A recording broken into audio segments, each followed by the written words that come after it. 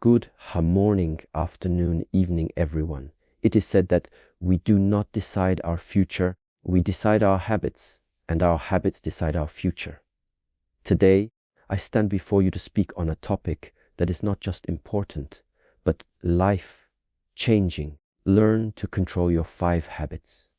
We often talk about goals, dreams, and success, but very rarely do we stop and ask, what are the small things I do every day that are either building me or breaking me? Let me take you through 5 powerful habits that can either be your greatest strength or your silent destroyers. Habit 1. Control your thoughts. Your mind is the most powerful tool you possess. Every great invention, every act of courage, every meaningful relationship began with a single thought. And yet, most of us live our lives completely unaware of what's happening inside our own minds. We wake up with thoughts racing, we carry worry throughout the day, and we go to bed with our minds still spinning. But here's the truth. If you don't learn to control your thoughts will control you. Think about this for a moment. How many opportunities have you missed simply because you thought you weren't good enough? That is the number R. The relationships have been strained or broken because your mind jumped to assumptions or overreactions. How many days have you lost to anxiety and self-doubt, all because of a voice inside that told you a story you believed? Thoughts are invisible, but their impact on our lives is more real than we often realize. Most people underestimate the influence of thoughts because they happen silently. No one hears them, no one sees them, but silently they are building the architecture of our lives. Positive thoughts create space for growth, healing, and action. Negative thoughts, left unchecked, build walls of fear, resentment, and insecurity. That's why mental discipline is not a luxury, it's a necessity. It's not about ignoring negativity, but learning how to face it, question it, and rise above it. That is the number R. Learning to control your thoughts doesn't mean you'll never feel sadness, anger, or fear again. It means you will no longer let those emotions dominate your life. It means understanding that you are not your thoughts, you are the observer of them. And once you become the observer, you begin to recognize patterns. You begin to notice what triggers your stress, what causes your overthinking, and what brings you peace. That awareness is the first step toward freedom. Your thoughts have the power to create both heaven and hell within you. The same situation can feel like a disaster or an opportunity depending on your mindset. When you shift your thinking, you don't just change your mood, you change your perspective, your decisions, and ultimately your life. A controlled mind doesn't overreact to setbacks. It looks for lessons, solutions, and growth. This doesn't come overnight. It comes with practice, patience, and persistence. One of the most powerful practices is replacing destructive thoughts with empowering ones.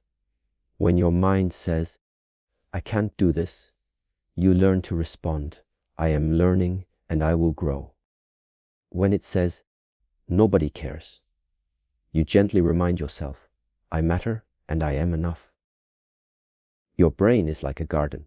If you don't plant flowers, weeds will grow on their own. You must be intentional about what you allow to grow in your mental space.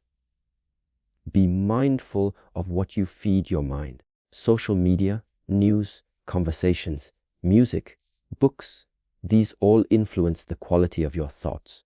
If you constantly expose yourself to negativity, comparison, and chaos, it's no wonder your mind feels anxious and restless. But when you fill your environment with truth, beauty, inspiration, and stillness, your mind begins to reflect those qualities. protect your mental space like your life depends on it, because in many ways it does. Silence is one of the most underrated tools for mastering your thoughts. In a noisy world, we rarely sit in quiet, but in silence your thoughts come forward, and that's when you can truly start to understand them. Meditation, journaling, or even a walk in nature can help you reconnect with your inner world. It's in those moments of stillness that you learn to separate the truth from the noise, the reality from the story, and the soul from the fear. Remember, thoughts may arise automatically, but you always have the choice of how to respond to them. You can choose to let a negative thought go. You can choose to focus on gratitude. You can choose to believe in yourself even when your mind tries to convince you otherwise.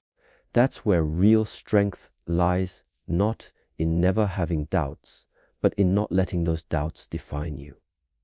In the end, mastering your thoughts is about mastering yourself. It's about showing up every day with awareness, intention, and self-compassion. It's a journey, a lifelong one.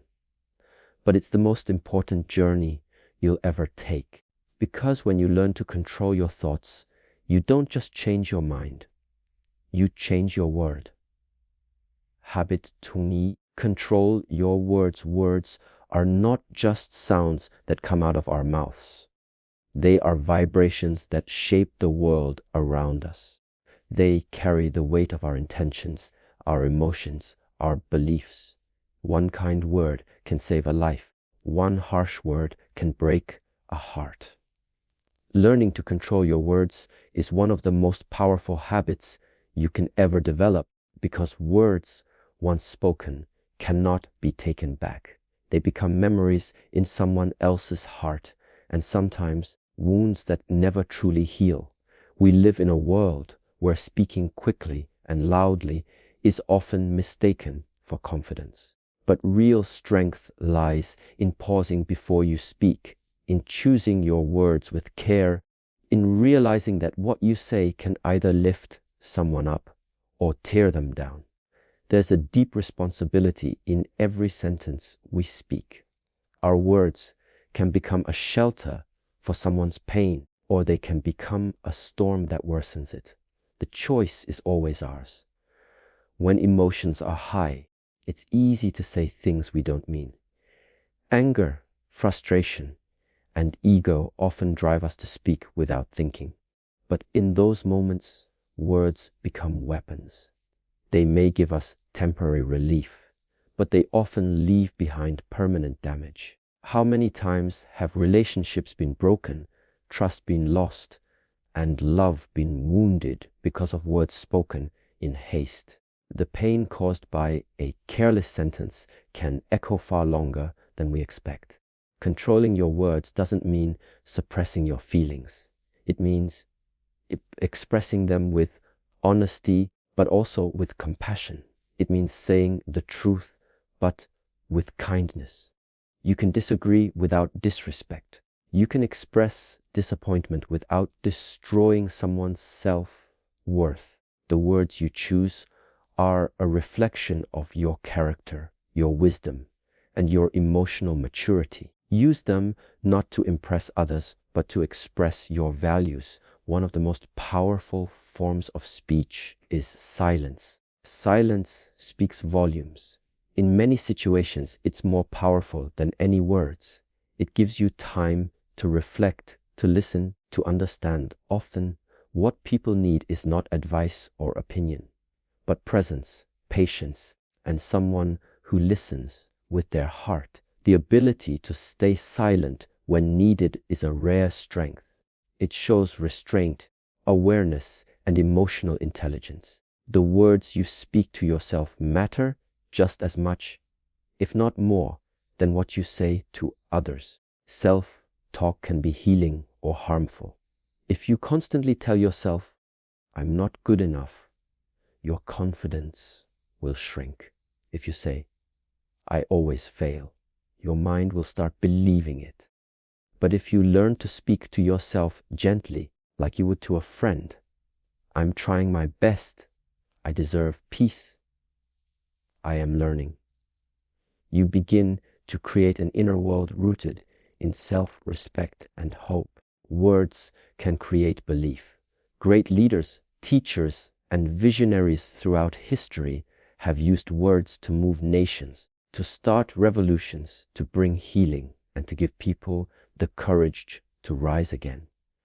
Your words may not reach millions, but they can reach someone who needs them. A sincere compliment, a word of encouragement, a simple "I'm proud of you" can change the direction of someone's entire day or even their life. In the digital age, where it's easy to hide behind a screen, our words have become even more reckless. Online comments, messages, and posts are often typed without thought, but they carry real emotional weight. Bullying, criticism, and gossip may seem harmless from afar, but they can leave deep scars. If you wouldn't say it to someone's face with kindness, don't say it behind their back or on a screen. Your words are your reputation. Guard them with honor. Learning to control your words also means knowing when to speak life. Don't hold back good words. If you admire someone, tell them. If someone inspired you, let them know. If someone is hurting, speak healing into them. Too often, we wait too long to say the things that truly matter. And when the moment is gone, all we're left with is the silence of what was never said. Don't wait for perfect moments. Create them with your words. In the end, your words are your legacy. Long after you leave a room, people remember how you made them feel, and your words play a big role in that. So speak with intention. Speak with truth. Speak with grace. Because the words you choose each day are either building bridges or burning them. And in a world that needs more kindness, more honesty, and more love, may your words always be a source of light. Habit 3. Control your reactions. Life will always test you. People will disappoint you. Circumstances will frustrate you. Not everything will go according to your plans. And that's not a maybe, it's a guarantee.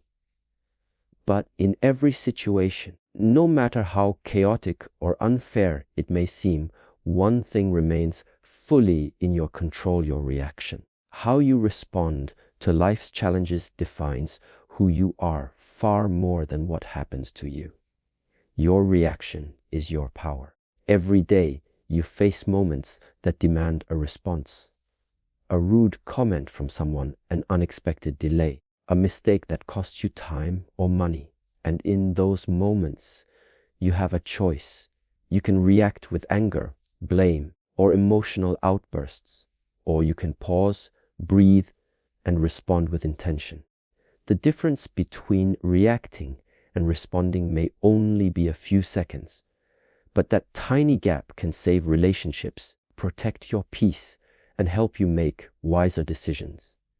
Reactions are often emotional, impulsive, and automatic. They come from the part of us that feels threatened or hurt. It's human to feel these emotions, but emotional maturity is when you no longer let those feelings dictate your behavior. That is the number or recognize the emotion, but you don't allow it to control your next move. When you master your reaction, you stop being a slave to your circumstances and start becoming the author of your own life story. Sometimes we think reacting strongly makes us seem powerful, that yelling back, defending ourselves aggressively, or proving a point is strength. But true strength often looks like staying silent when insulted, choosing calm over chaos, walking away instead of escalating, and listening instead of lashing out. It's not about suppressing your feelings. It's about channeling them with wisdom. The strongest people are not the loudest, but the most controlled. How many regrets in life come from saying something in the heat of the moment? How many relationships suffer because someone couldn't control their temper, their ego, or their tongue? A moment of uncontrolled reaction can undo years of love, trust, and respect. But when you learn to pause before you respond, you create space for clarity, for empathy, and for growth. That space is where transformation happens. One powerful way to control your reactions is through emotional awareness. When you feel triggered, ask yourself, why am I feeling this way? Is this situation really about now, or am I reacting based on past pain?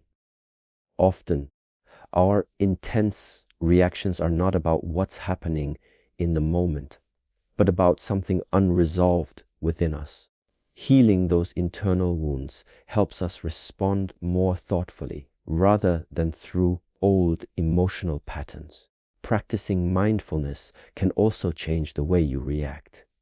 When you become aware of your breath, your body, and your emotions in real time, you learn to ground yourself before reacting. It allows you to see the situation with fresh eyes, not clouded by ego or defensiveness. That is the number R. You begin to understand that people's actions are often reflections of their own struggles, not attacks on your worth.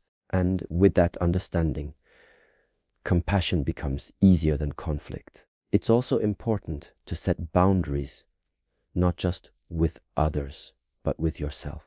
You can decide what energy you allow into your life and what kind of behavior you will or won't engage in. Controlling your reaction doesn't mean allowing disrespect or staying silent in injustice.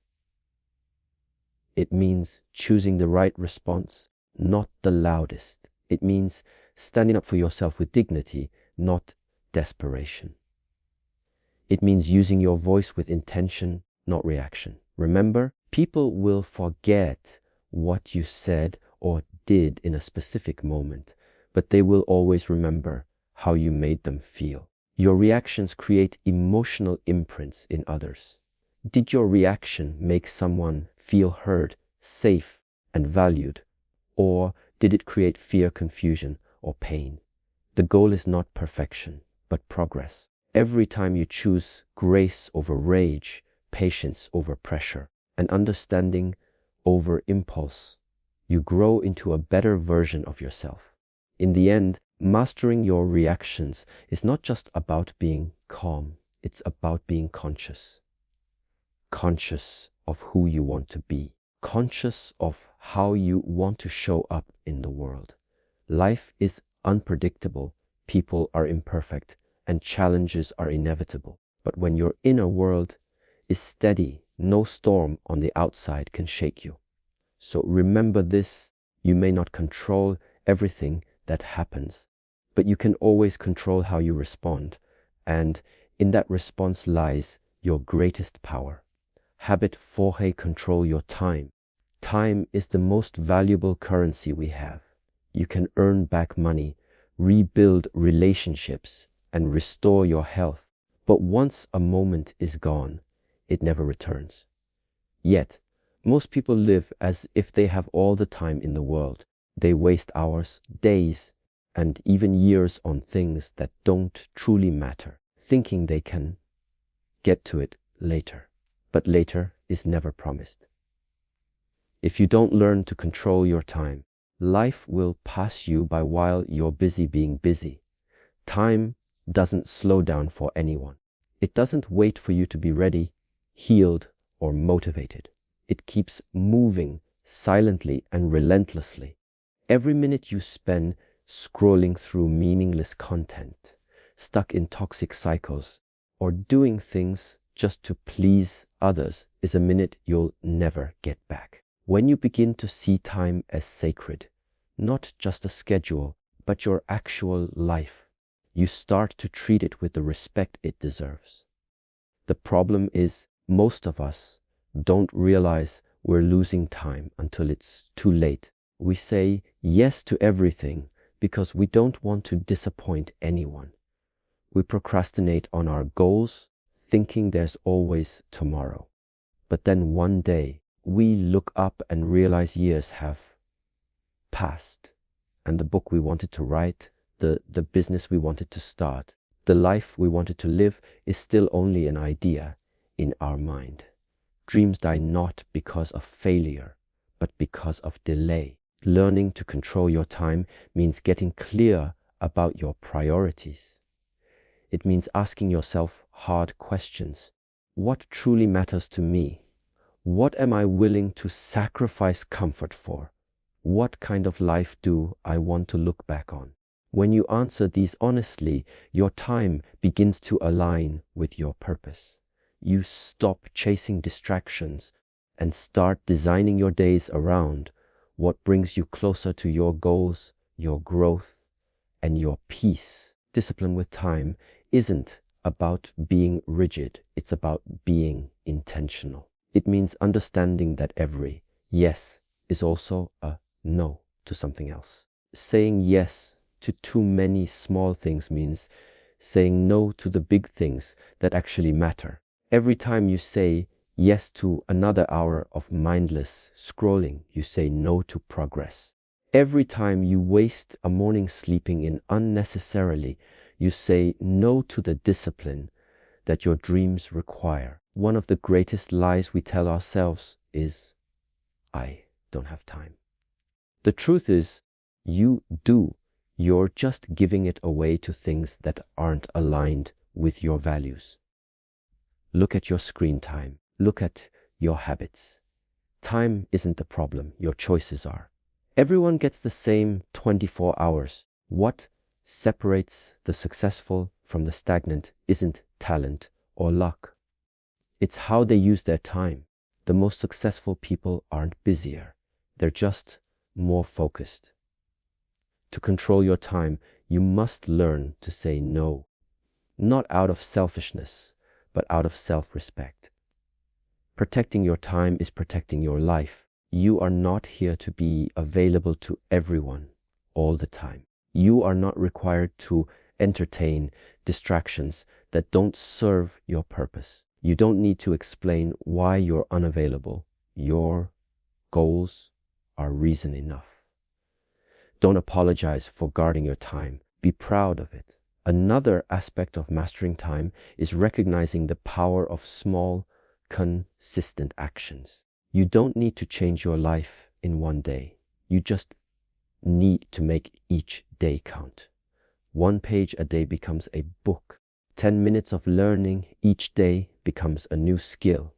30 minutes of focused work becomes a completed project. Time multiplies what you give it. If you invest in meaningful work, time will reward you. If you waste it, time will expose you. And let's not forget, controlling your time also means making space for rest, joy, and connection. It's not just about productivity. It's about living a life that feels whole. Time with loved ones, time spent in nature, time doing what makes your soul come alive, that's time well spent. The goal isn't just to be efficient, but to be fulfilled. When you control your time, you're not just managing a clock, you're shaping a life of meaning. In the end, your time is your life.